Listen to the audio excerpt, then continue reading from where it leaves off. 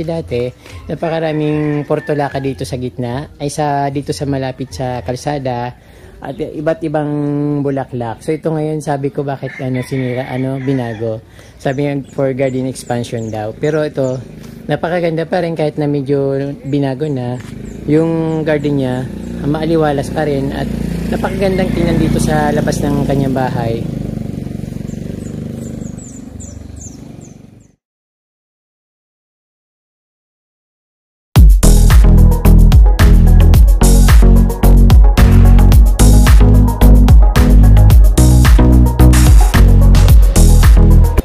Kaprom ito yung barangay namin.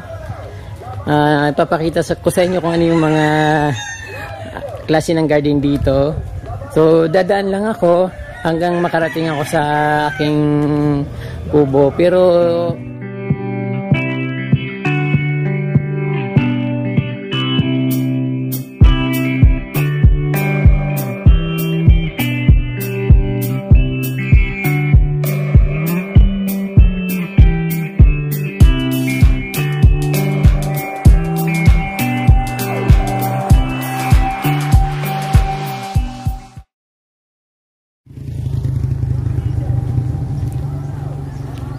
dito kaprom di napakaganda ng mga halaman niya dito. At ang lagon, sarap tingnan kapag nandito ka sa kalsada at naparaan ka. Napakagandang tingnan yung niya, halaman. Ayan. Halos lahat dito ng mga bahay, maganda yung mga halaman na na tinatanim nila. Mga ordinary lang din naman, kaya lang maganda yung pagkatubo niya. Hindi katulad sa iba ng papayat. Dito magaganda at matataba.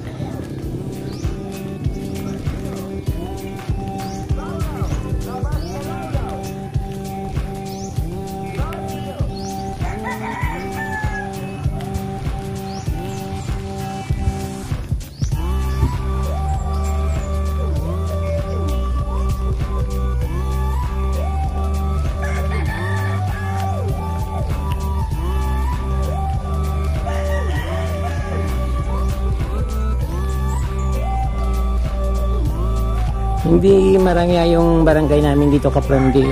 Mahirap lang kami dito.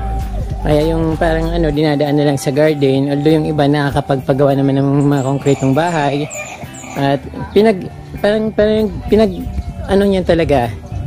Pinaghahandaan talaga nila yan para pagdating ng bagyo ay hindi sila hindi mabayo ng bagyo. Para makasurvive sila. So parang magaganda yung mga dito. Magaganda yung mga garden dito at yung siyempre yung mga bahay. Halos lahat may garden at maganda.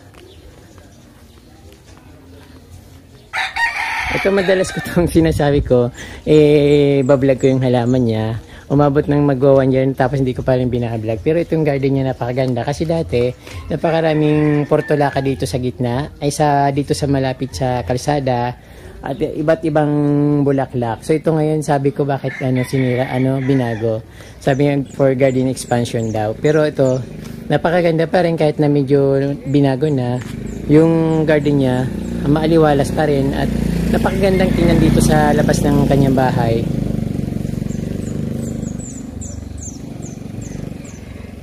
Ayan, napakaganda Kapramdi.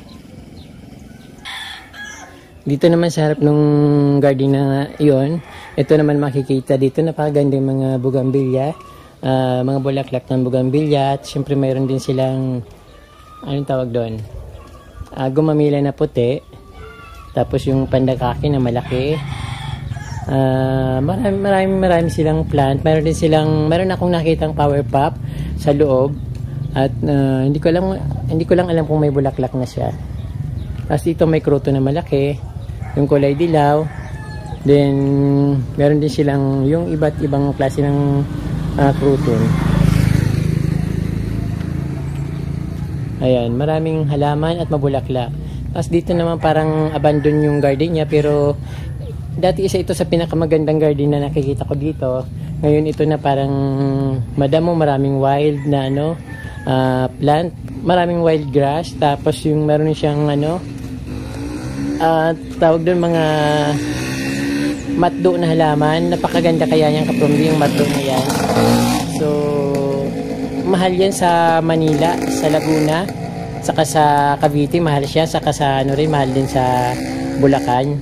Medyo malayo lang ako. Tapos yung variegated na anong tawag doon, yung pandakake, ayun, napakarami yung plant. Tapos dito yung mga makahiya. Tumubo na lang siya. Hindi ko alam kung anong nangyari sa garden na to kasi dati ang ganda-ganda niyan.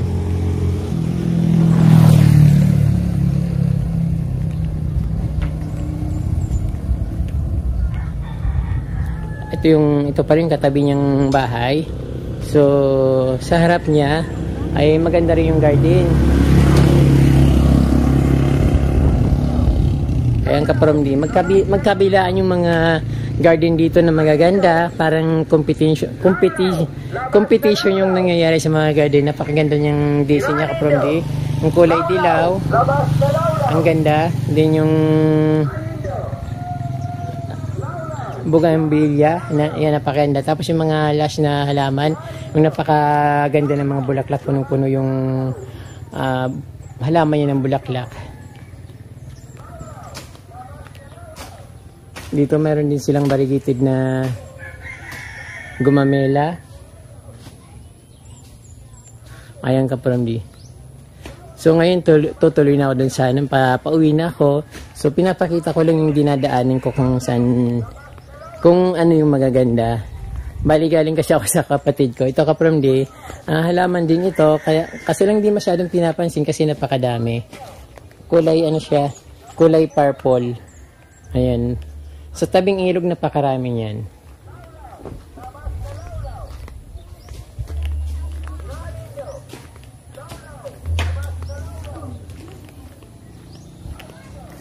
Yung isang puno doon kapromdi, napakaraming bromeliads.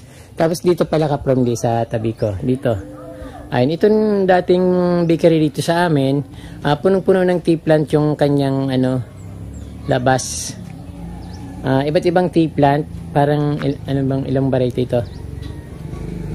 3 variety lang naman pero punong-puno yung niya, yung parang ginawang bakod. Kaya nagiging ordinary lang yung tea plant dito kasi parang ginagawang bakod yung mga halaman dito. At yung suha dun kapromdi, punong-puno ng bromeliads hanggang taas, so namumula siya. So hindi na ako lalapit kasi may aso. Punong-puno ng bromeliads yung suha na puno.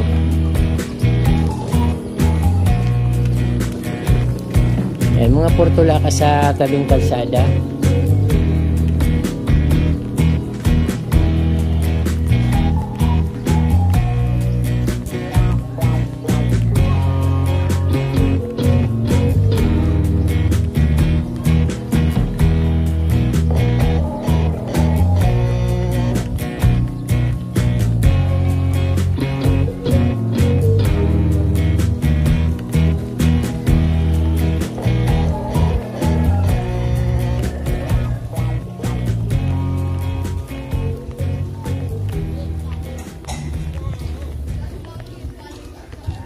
Tapos dito, may mga insulent, meron din sila mga coleus, tapos yung mga nabadami. Yung dito ako namili ng 10 piso na caladium. Ayun, meron pa rin sila, siguro binibenta niya, pero nakatago siya. Pero sabi niya sa akin pagbibenta niya ako dati. Pero pag kailangan ko, bibili ako dito. Pero although marami na kasi ako, kaya lang namamatay ngayon dahil tag-init ngayon. So, ayun. Hindi na muna ako bibili. Baka mamatay lang.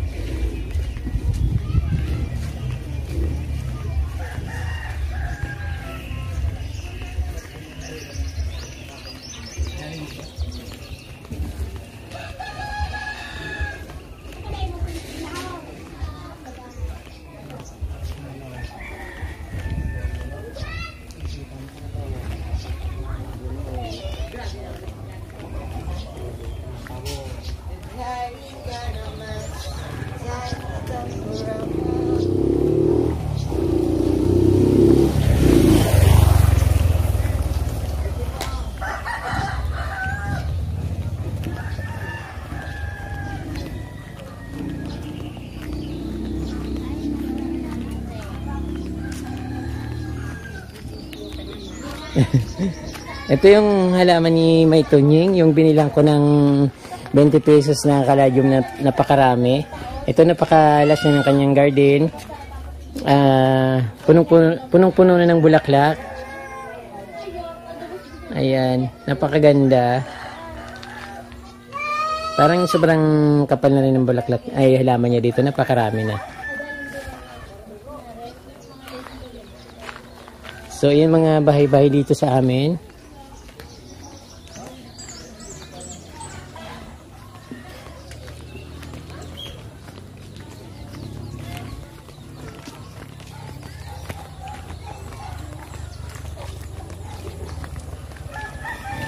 Magibong sigigit pa ay? Ayan.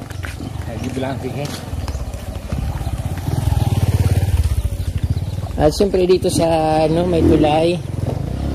Tulay dito sa amin bago makapunta sa Zone 6. Kasi Zone 5 yung after bago pumasok dito. So ito yung makikita. Ayun, napaka-aliwalas, napakaganda.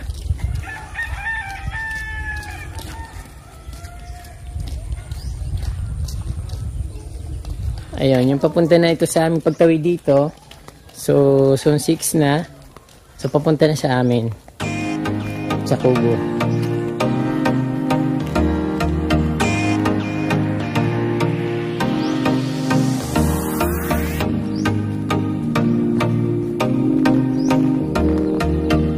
Ang ganda, no? Parang napaka-presko.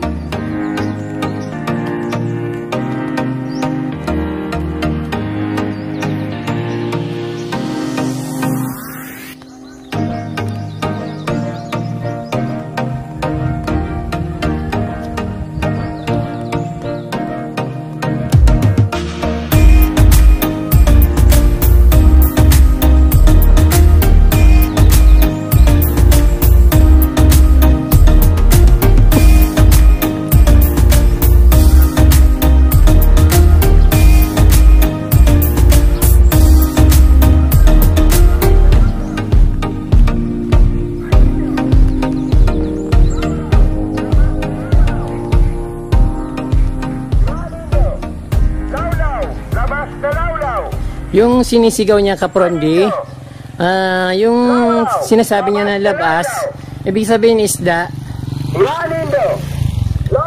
Yung lawlaw na sinasabi niya kaprondi, tamban sa Manila, kung tawagin tamban. Kaso dito sa amin yung tamban tinatawag na lawlaw. Tapos yung isda, labas o kaya sira. Pero yung sira, maraming maraming ibig sabihin dito sa amin. Halimbawa, ulam. Pag sinabing anong ulam nyo, parang tinanong mo kung anong sira mo. Parang gano'n. Ganun ka problem dito. Kaya pag nasabi ko kayo, marami kayong words na parang hindi maganda na maririnig.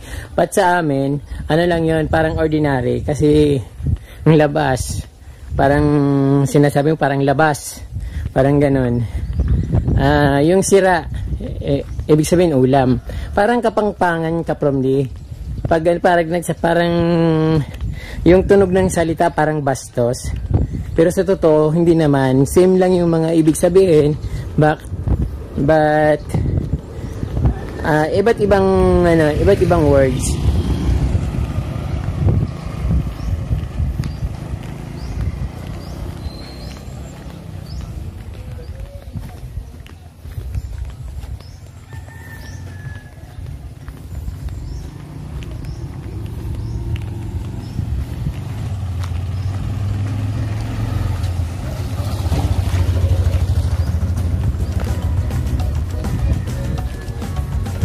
So, meron ditong isang magandang garden.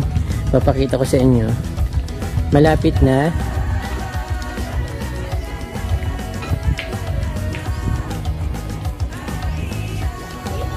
Ito yung magandang garden dito sa Zone 6. Bali, maliit lang siya. Ang tinatawag na certified from the garden. Ito ka from the. Papasok na ako sa aking garden. At galing na ako sa galaan. Kaya ito ka from the. Makikita nyo ulit ang aking garden. Ayan, sarap ng pakiramdam dito kasi malamig. Malamig sa mata, makulay na malamig. Ayun.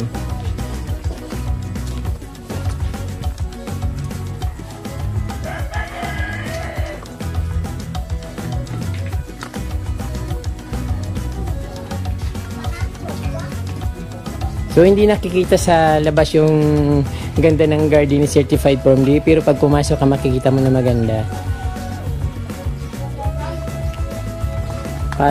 Parang yun ang pinaka-secret dito sa garden ni Certified From D. Kasi yung iba, makikita mo na nasa labas, yun na yun. Dito, pag pumasok ka, lalo pang makikita mo na maganda. Ayan.